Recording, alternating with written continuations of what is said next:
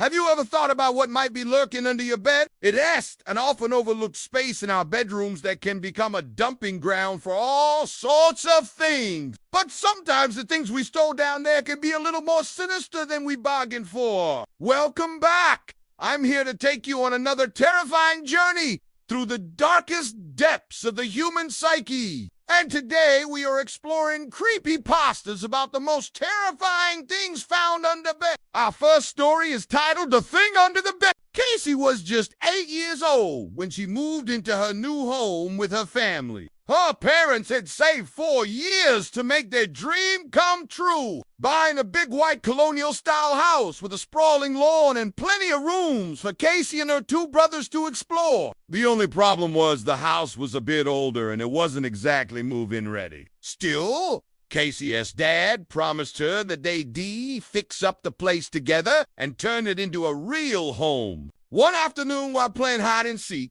Casey found the perfect hiding spot beneath her bed. It was dark and dusty, but she loved the cozy enclosed space. That is until she heard a strange scratching noise coming from the other side of the bed frame. She tried to ignore it, telling herself it was probably just some animals, or maybe just the pipe. But then the scratching started again and something heavy started dragging itself closer and closer to where she was hiding. Casey screamed for her mom and ran out from under the bed. Just as the room began to go black, her family huddled together in the kitchen, their faces pale and drawn in the flickering light of the candles. They couldn't call for help or turn on any lights. Whoever or whatever had lurked under Casey's bed had cut the phone lines and plunged the house into darkness. All they had were the candles, a few flashlights, and the matches to keep them going. "We have to get out of here," Casey's dad whispered urgently. He grabbed an axe from the fireplace and held it high, his face grim. "I'll protect you guys. You head out the front door and stay at Mrs. Henderson's. She'll look after you." "But what about you?" Cassie asked, her voice trembling. "I'll be fine, I promise," her dad said, kissing her forehead. "Just to get out of here." As Casey crept towards the front door, she could hear her dad hacking away at whatever was under her bed. The scratching grew louder and more frantic, followed by guttural growls that sent shivers down her spine. Then suddenly everything went silent. Casey risked a glance back and saw her dad standing in the doorway, his face streaked with dirt and blood. In his hand was a huge meat cleaver, but it wasn't a weapon that had caught Casey's eye. It was what was attached to it. Her dad had hacked off the head of a dog, its fur matted and bloody. But that wasn't the worst part. As Casey stared in horror, the dog's eyes snapped open and it lunged at her. She screamed and stumbled back, knocking over a vase and sending shards of glass tinkling across the floor. Startled by the commotion, the dog dropped the head and slunk back into the shadows. Casey didn't hesitate. She fled into the night, not stopping until she reached Mrs. Henderson's house. Shaking and sobbing, she explained what had happened. Mrs. Henderson, a plump, rosy-faced woman with a kind smile, took the children in without a moment's hesitation. She fed them snacks, gave them blankets, and let them watch TV until their parents came to collect them. But soon it was time for bed. Mrs. Henderson tucked Casey in and kissed her goodnight. "Don't worry, dear," she said soothingly. "That dog isn't going to hurt you. It's harmless." "But you don't understand," Casey cried, burying her face in her pillow.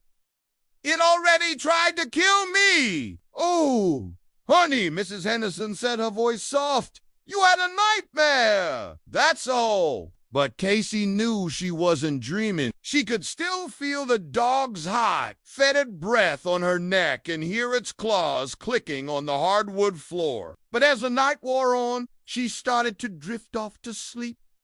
Maybe Mrs. Henderson was right, she thought. Maybe it had all been a bad dream. Then suddenly she heard a scratching sound. It was coming from underneath her bed. Our next story is titled My Uncle. I was visiting my uncle one weekend when I decided to go exploring in his attic. It was full of all sorts of junk, old furniture, boxes of clothes, and even a rusty trunk in the corner. I pried it open and found stacks of yellowed letters tied together with a faded ribbon. I sat down on an old trunk and started reading the letters aloud. My uncle poked his head in and smiled. "What are you doing up here, Riley?" he asked.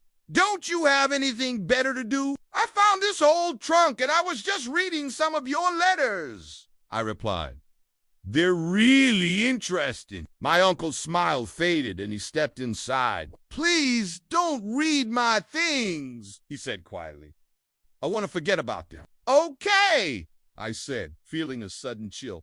"I'm sorry. I won't read your things anymore." I left the attic and went to my room. It was small and cluttered, just like the rest of the house. I threw my stuff on the floor and sat down on the edge of the bed, staring at the worn-out carpet. That's when I heard a scraping sound coming from underneath the bed. I looked around, but there was nothing there, so I just shrugged and went back to my phone. But then the scraping started again. This time it sounded like someone or something was trying to claw their way out. I crawled under the bed to investigate. At first I couldn't see anything, but then I spotted a pair of feet. They were bare and covered in dirt. I reached out and grabbed one of the ankles. It was bony and cold. And as I pulled, a skinny, emaciated man dragged himself out from under the bed. He looked up at me with wide, pleading eyes and rasped, "Help me!" His voice was hoarse and unfamiliar, like I hadn't heard it in years. "Who are you?"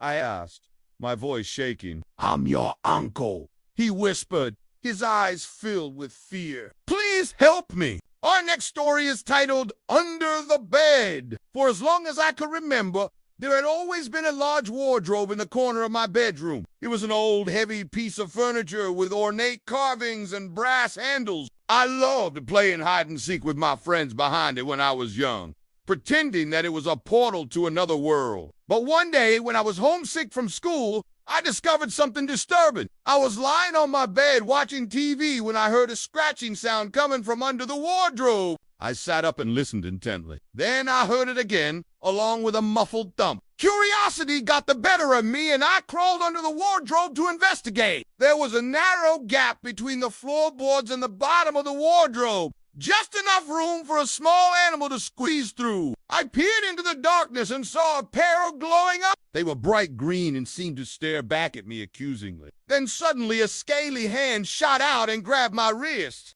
I screamed and yanked my hand back, knocking over a nearby lamp.